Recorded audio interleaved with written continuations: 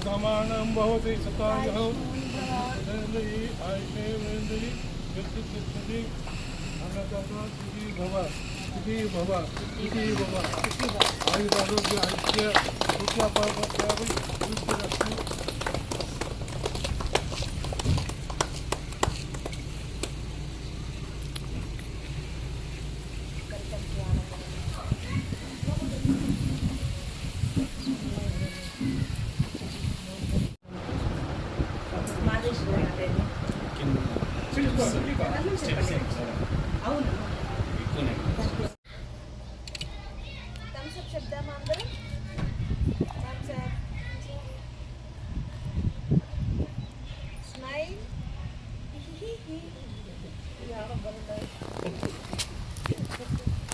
ఎట్లా ఉండండి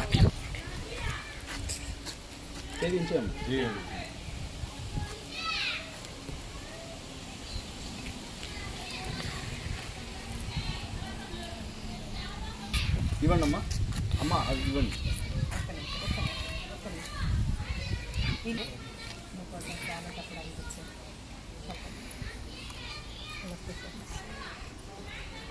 బిర్యానీ బాగా చేస్తారు.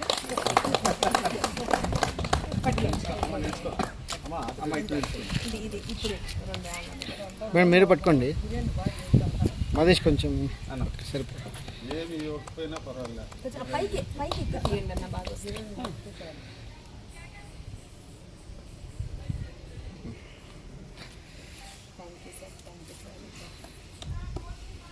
అది ఇచ్చేయాలి నీకు కాదు. భవతి శతాయుష్మాన్ భవ శతమానం భవతి శతాయుష్మాన్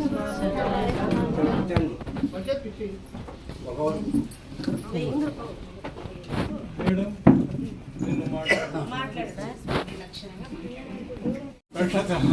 కూర్చోండి. ధర్మం అనేది శ్రీరాముడు ధర్మదేవత. అట్లా ధర్మ దుర్గన్ గారు కూడా ఇప్పుడు చెప్పినట్టు కూడా ఇదంతా ముందు ఉంటే ఎవరికైనా సంతోషము ఆనందము వీళ్ళ మంద ఆనందము వీళ్ళు చొలగా నూరేళ్ళు ఉండాలని సమానం భవతి శతాయుః పురుషశతేంద్రియై ఆయుష్యేంద్రియస్తు తుష్టిరస్తు ఆయుష్మస్తు ఆరోగ్యమస్తు ధనధాన్య సమృద్ధిరస్తు పుత్ర పవిత్ర వృద్ధిరస్తు సుఖీ భవ చిరంజీవ సుఖీ భవ.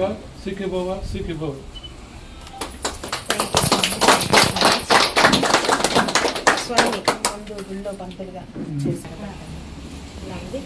అయినా కూడా తన మంత్రాలు వచ్చారని ఇక్కడ కూడా ఇప్పుడు మంచిగా అందరికీ కూడా ఉపదేశం చేస్తుంటారు. థ్యాంక్ యూ స్వామిగా కోరుతున్నాను. Thank you sir.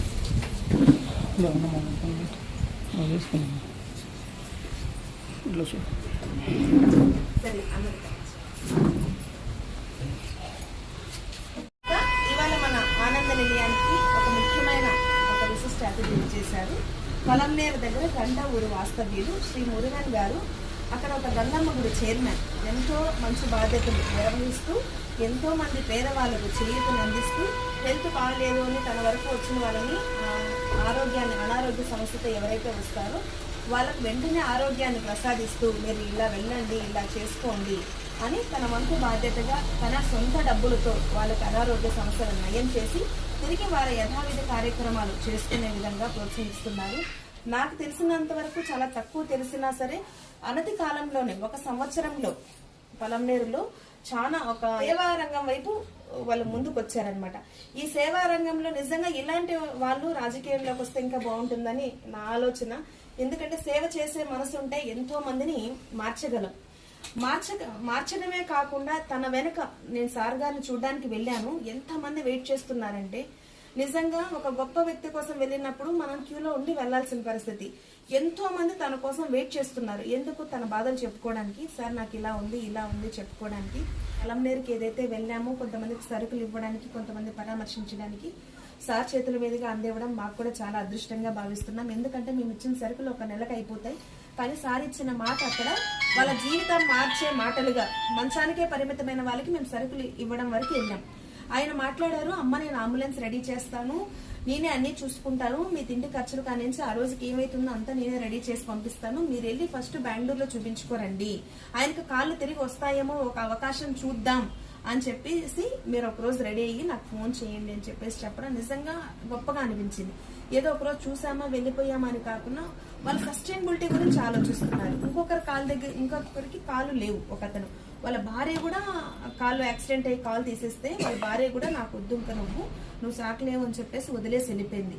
వాళ్ళ చెల్లి పిల్లలు ఎవరో వచ్చి నిజంగా హార్ట్ టచింగ్ మీరందరూ చూస్తే అక్కడే ఏడ్ చేస్తారు. వాళ్ళ భార్య వెళ్ళిపోయింది, వాళ్ళ చెల్లి పిల్లలు ఎవరో వచ్చి వాళ్ళకి ఏదో ఇంత అన్నం పెడుతున్నారు, అక్కడ చూస్తే ఏమీ లేవు. అలాంటి వాళ్ళకి మేము సరుకులు ఇవ్వడానికి వెళ్ళాం. అతనికి ఏదైనా షాప్ పెట్టిస్తానని చెప్పేసి సార్ మాట ఇచ్చారు. మేము ఒక రోజు గడవడం కోసం మనం ఆలోచిస్తుంటే లైఫ్ అంతా ఎలా వాళ్ళు బతకాలి అని చెప్పేసి ఎంతో గొప్పగా ఉదార స్వభావంతో తను ఆలోచించడం నిజంగా నా మనసుకు సంతోషం అనిపించింది. అవన్నీ గమనిస్తూ నేను సార్కి ఇన్వైట్ చేయడం జరిగింది. సార్ మీలాంటి వాళ్ళు మా ఆనంద నిలయానికి రావాలి, మీలాంటి వాళ్ళు మన ఆశ్రమవాసులు అందరూ కూడా చూడాలి, మన బ్లెస్సింగ్స్ అంతా కూడా ఇంకా ఆ దేవదేవుడు ఇలాంటి మంచి కార్యక్రమాలు చేయడానికి శక్తియుక్తులు మన ఆశీర్వాదాల ద్వారా మన పెద్దలందరూ ఆశీర్వచనాలు వీళ్ళకి అందించాలి, ఇంత మంచి మనుషులు మన సంస్థలో కూడా అడుగు పెట్టాలి అనే ఒక ముఖ్య ఉద్దేశంతో నేను పిలిచి ఇన్వైట్ చేయడం జరిగింది. చెప్పిన ఒక 4-5 రోజులకి నిజంగా సార్ రావడం నిజంగా నాకు చాలా సంతోషంగా ఉంది. మనందరి ధాత్రి ఆనంద నిలయం ద్వారా మీరందరూ కూడా ఒకసారి మీ దగ్గర ఉన్న పువ్వులతో సార్ని ఆశీర్వదించి ఇలాంటి కార్యక్రమాలు ఎన్నో గొప్పవి చేయాలని మనస్ఫూర్తిగా ఆశీర్వదించండి. లేసి ఒకసారి అందరికీ నమస్కారం. మేము ఇక్కడికి రావడానికి ముఖ్య కారకులైనటువంటి రమేష్ అన్నయ్య, ఆశాజ్యోతి పూర్ పీపుల్ డిసేబుల్ సొసైటీ, ఆ అన్నయ్య ద్వారా మేడం గారు పరిచయం అవ్వడం. సో మేడం గారు వచ్చి అక్కడ దాదాపు ఒక 30 మంది వికలాంగులకు నిత్యావసర సరుకులు మన గౌరవనీయులైన డాక్టర్ మురుగనన్న గారి చేతుల మీదుగా ఇవ్వడం, ఇవన్నీ చేయడం. తర్వాత మేడం గారు అక్కడ నుండి ఇక్కడికి మమ్మల్ని ఆహ్వానించడం జరిగింది. రైట్. సో ఎంతో బిజీ షెడ్యూల్లో ఉన్నప్పటికీ గౌరవనీయులైన డాక్టర్ మురుగనన్న గారు నిన్న నైట్ నాకు కాల్ చేసి అన్న వెళ్దాం, ఒకసారి వెళ్ళి వద్దామని చెప్పి అన్నారు. నిజంగా అన్న కాల్ చేయడం, ఈ విధంగా రావడం అన్నకి నా హృదయపూర్వకమైనటువంటి కృతజ్ఞతలు తెలియజేస్తున్నా. అదేవిధంగా అన్న చేతుల మీదుగా రానున్నటువంటి రోజుల్లో ఈ వృద్ధాశ్రమం చూసిన తర్వాత ఇంతకుముందే నేను ఒక స్టోరీ రాశాను. వృద్ధాశ్రమంలో తల్లి ప్రేమ అనే ఒక షార్ట్ మూవీ కూడా అన్న చేతుల మీదుగానే అది అతి త్వరలో లాంచ్ చేస్తాం. దానికి డైరెక్షన్ కూడా జయచంద్ర వహిస్తారు. స్టోరీ నేను రాయడం జరిగింది. సో ఖచ్చితంగా దీనికి కూడా అన్నగారి చేతుల మీదుగానే జయచంద్ర ఇతని డైరెక్షన్లోనే వృద్ధాశ్రమంలో తల్లి ప్రేమ ఈ మూవీని ఖచ్చితంగా డైలాగ్స్ మొత్తం అతను రాస్తాడు, డైరెక్షన్ మొత్తం అతను చేస్తాడు, స్టోరీ మాత్రం నేను రాయడం జరిగింది. అంటే వృద్ధాశ్రమంలో ఒక తల్లి పడేటువంటి వేదన ఎలా ఉంటుంది అనేది అందులో చూపిస్తాం, కొడుకుల మీద వాళ్ళ ప్రేమ ఎలా ఉంటుంది అనేది కూడా చూపిస్తాం. ఆ మూవీలో అతి తొందరలో చేయబోతున్నాం. అది కూడా మన అన్నగారి చేతుల మీదుగానే అది విడుదల చేస్తాం కూడా. కూతుర్లు కూడా ఖచ్చితంగా.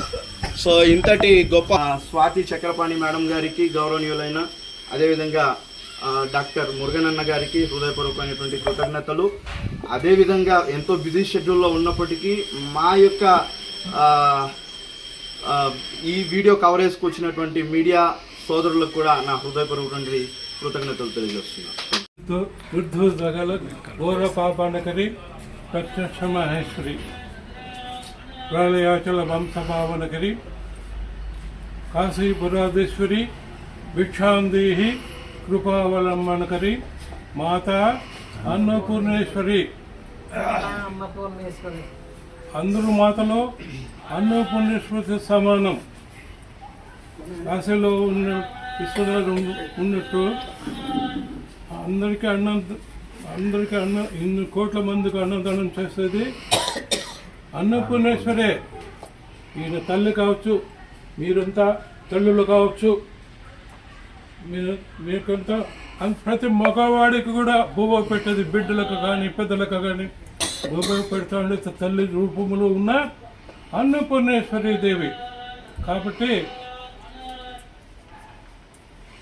అన్నపూర్ణేశ్వరి మాత. అదే కాకుండా గుర్తించాల, ప్రతి గుర్తింపు రావాలంటే ధర్మము ఎవరు కాపాడుతూ ఉండారో ధర్మాన్ని వాళ్ళకే గుర్తింపు ఉంటుంది. ధర్మంను కాపాడితే పుణ్యంలో కాదు, భగవంతుడి పాదాల వద్ద వాళ్ళ స్థానం ఉంటుంది. అందుకే ధర్మం రక్షాతి రక్షితః. ఇది తెలుసుకోవడమే జ్ఞానం. జ్ఞానం అంటే ఏమి? గుర్తించాల, దేవుడిని గుర్తించాల. దేవుడు ఎవరిలో ఉన్నాడు, ఎందులో ఉన్నాడు అని గుర్తించిన వాడే జ్ఞాని. ఆ జ్ఞాని మురుగన్ గారికి ఉంది. మాటలు తిరిగిపెట్టి చూసినా, చేతుల పట్టి చూసిన మంది వైద్యం అందించిన విషయాలు ఉంటే మనకే ఆనంద బాష్పాలు వస్తూ ఉంటాయి. కాబట్టి మురుగన్ వారికి, వాళ్ళ కుటుంబానికి ఆయురోగ్య ఐశ్వర్యాలు ప్రసాదించమని ఆ తల్లిని, అన్నపూర్ణాదేవిని, వీళ్ళ తల్లి కూడా అన్నపూర్ణాదేవే, ఇదంతా అన్నపూర్ణాదేవులే. కాబట్టి అన్నపూర్ణాదేవి అన్నం పెట్టే తల్లి, ప్రతి శక్తి ఆగశక్తి ఎవరో కాదు, తల్లులే. అది గుర్తించాల, దానికే జ్ఞానం అంటారు. ఇది చెప్పదలుచుకున్నా. థ్యాంక్ యూ స్వామి.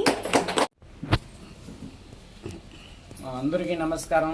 మా అవ్వ, మా తల్లి, మా తండ్రితో సమానం ఉండారు.